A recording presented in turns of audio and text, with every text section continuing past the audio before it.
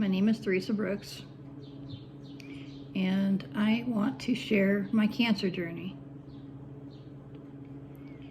So, first about me, I will be 59 years old in a couple of weeks,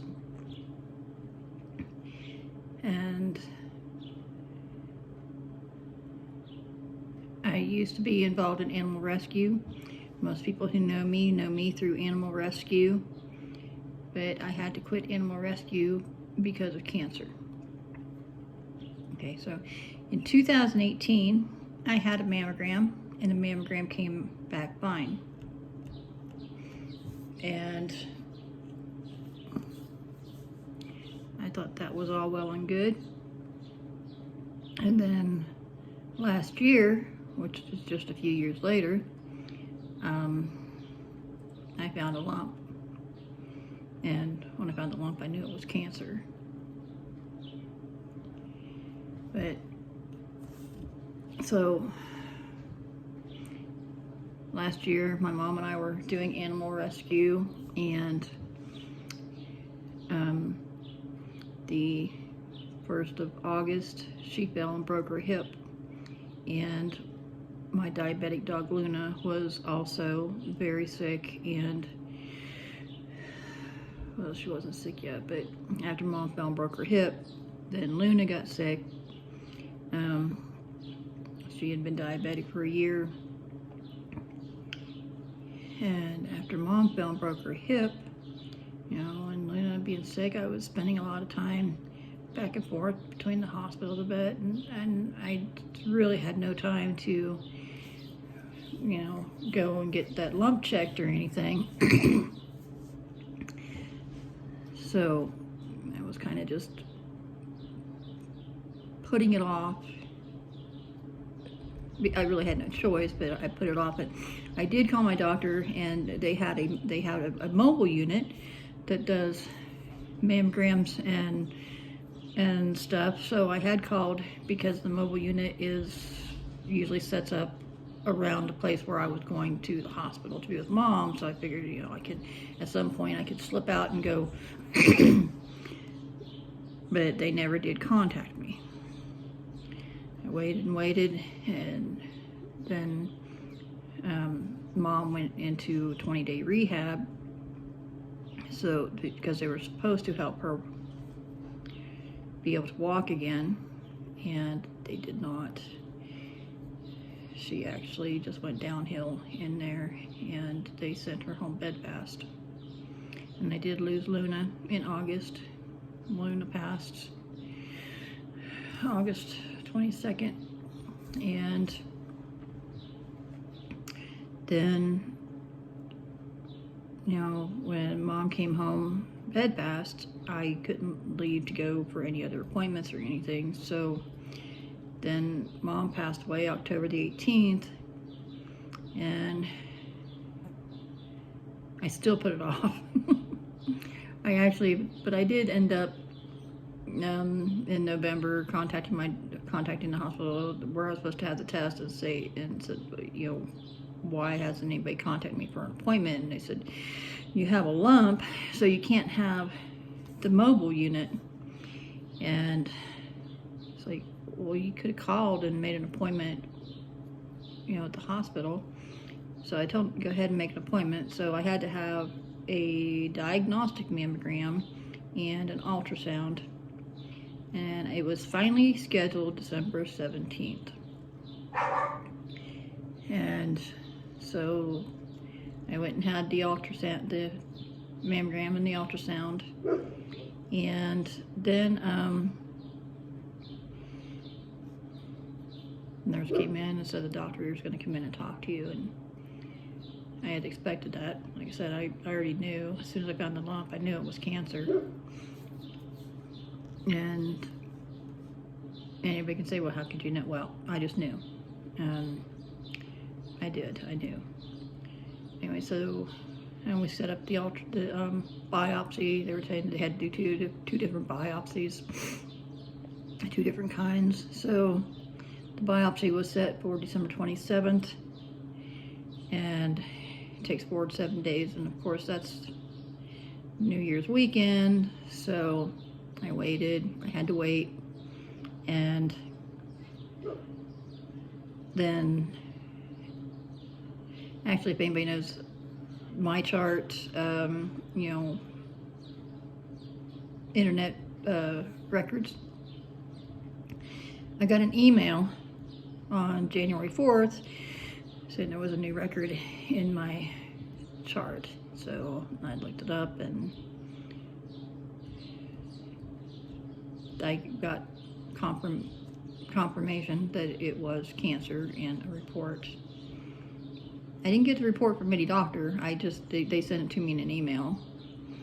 And of course then I had to, before I could get an appointment with an oncologist, I had to go see my doctor.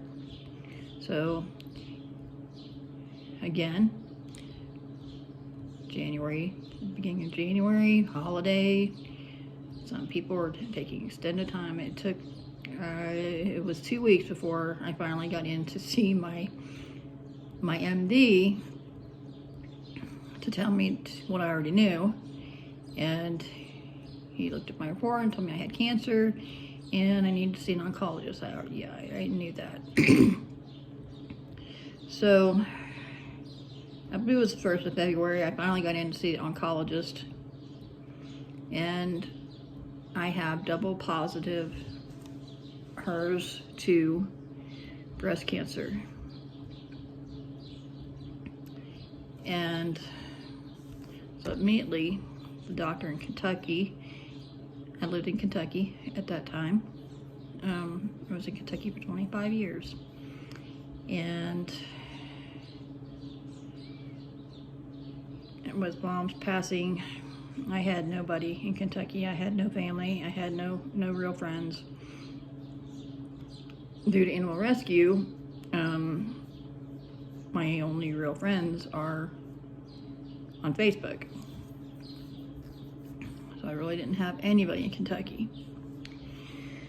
So I went to see an oncologist, and of course the oncologist immediately says you need a year of chemotherapy and then surgery, and then after surgery possibly more chemotherapy.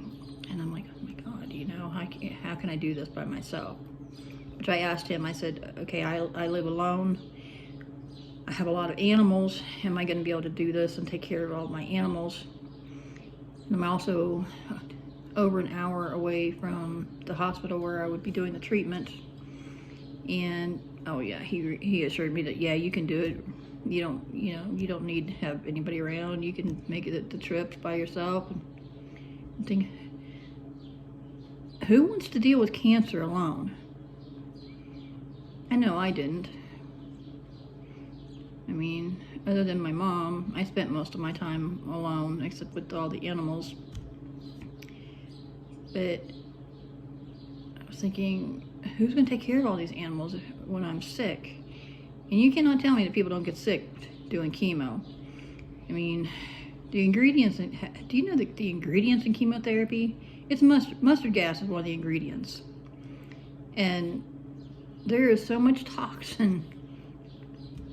Chemo is so toxic. It's unbelievable. So he wanted me to meet with the surgeon. He said surgery was going to be, you know, a ways away, but wanted me to go ahead and meet with the surgeon anyway. So I met with the surgeon, and she told me I needed to just go ahead and have the surgery.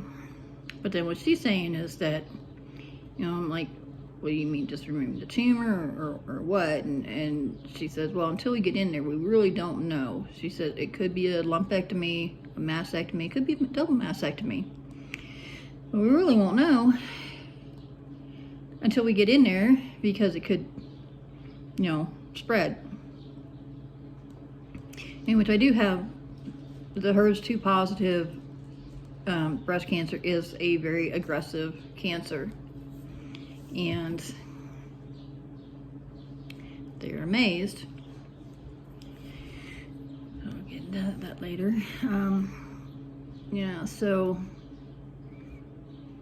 I had already been thinking about leaving Kentucky, and I had told the doctors that I didn't think I could do that here by myself and not have anybody with me.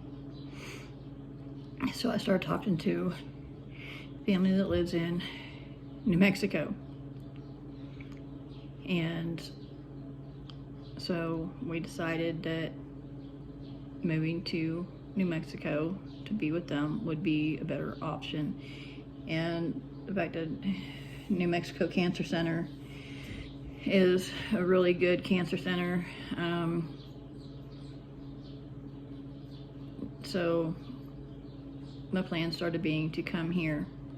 I didn't tell my oncologist that right away, but I kept telling him that I was considering it, and he's telling me that, oh, we'll be your family while you're doing chemo. And I'm thinking, so when my hair is falling out, I'm puking my guts out every day, and I can't take care of my animals, or you can come and take care of my animals for me?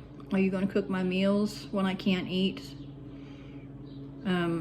Are you going to drive me back and forth to my doctors? No, doctor, you're not going to do all that. So how can you say you're going to be my family? Excuse me. So,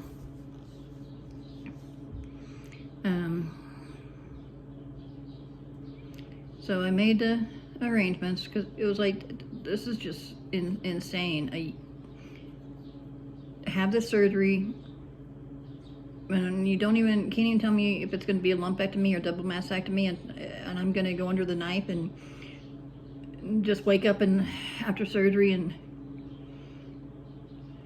then figure it out. That did not really sound like something that I wanted to go through. And alone, with no one.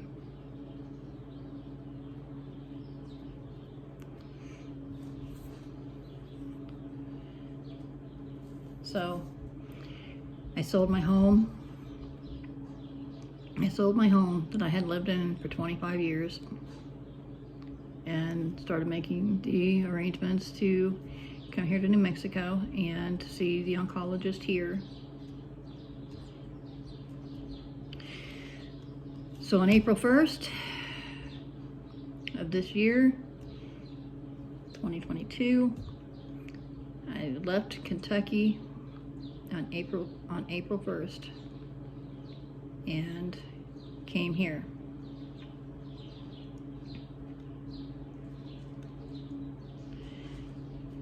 So when I got here, the oncologist immediately says I need to have a year of chemo and then surgery, and she sent me to the surgeon. Now the surgeon here is telling me, I had a choice. I could have, but she did not say double mastectomy. She said she said that I needed to do 3 months of chemo to shrink the tumor and then do either a lumpectomy followed by radiation, or if I did a mastectomy, I would not have to do radiation. So at that point, I started planning to do this. And I was in total agreement, set up the appointment for the port and everything. But then we started looking into alternatives. And so I put off the port. Meanwhile, I have a whole lot of other health issues, or I have had. Stage 3 COPD. I had heart failure in 2009 that got me a pacemaker. So I have dealt with heart disease since 2009, along with, when I got here I was on oxygen for years, off and on, but here I was on it, and when I first got here, I didn't have oxygen when I left, because the oxygen place in Kentucky told me that, oh no, you cannot take our equipment with you because we can't get it back. I'm like, well, I'll ship it back. My insurance even said they would ship it back. Anyway, I ended up leaving without my oxygen. So when I got here,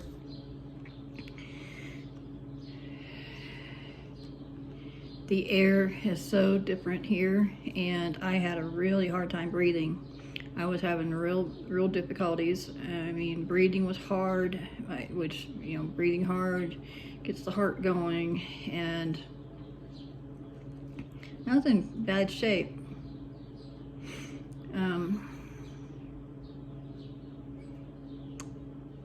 So that's how I got here, and in the next episode, I want to talk about the alternatives that I started looking into and the things that I started finding out.